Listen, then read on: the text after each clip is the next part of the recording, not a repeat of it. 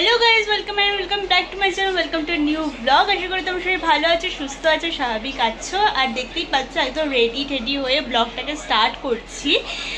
কেন কি আজকে হচ্ছে জামাই ষষ্ঠী, আর প্রথমবার আমরা জামাই ষষ্ঠীতে যাচ্ছি। কেন কি কলকাতায় থাকাই হতো না এই টাইমটাতে কখনোই, কেন কি পুজোর সময় আসতাম বা অন্য কোনো টাইমে ন্যাচারালি আমরা কলকাতায় আসতাম ব্যাঙ্গালোর থেকে, তো কোনোবার থাকা হয়নি। তো এটা হচ্ছে সেই কারণে বিয়ের পর ফার্স্ট জামাই ষষ্ঠী, আর আমরা ভীষণ বেশি এক্সাইটেড। যদিও আমাদের বাড়িতে জামাই ষষ্ঠীর কোনো নিয়ম নেই, বাট তাও মানে হয় না যে খাওয়া দাওয়ার একটা, তো সেই কারণে আমরা যাচ্ছি আজকে। আর অনেকটা লেট হয়ে গেছে, ওই জন্য তাড়াহুড়ো করছি। চলো রেডি হয়ে চটপট বেরোনো যাক।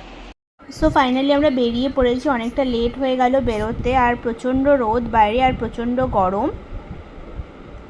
তো ফাইনালি আমরা এসে গেছি, আর দেখতেই পাচ্ছ এখানে রান্না হচ্ছে ইলিশ মাছ, আর বাদবাকি আরও অনেক রান্না হয়েছে, সেগুলো তো তোমাদেরকে একবারে মানে খাওয়ার সময় দেখাবো।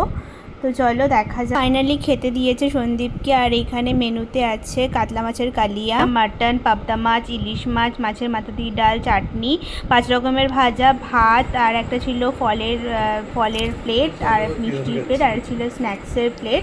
তো এখানে সমস্ত আমি একা খাবো কি এত বসো তুমি বসো। আচ্ছা এটা জাস্ট কি এত তো খাবো না, জাস্ট একদমই অল্পই আছে। এগুলো অল্প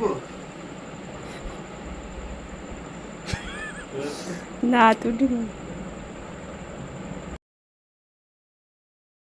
আজকে কিছু লুক তোমাদের সাথে শেয়ার করে নিলাম। তোমরা অবশ্যই কমেন্ট করে জানিও কেমন লাগছিল আমাদেরকে।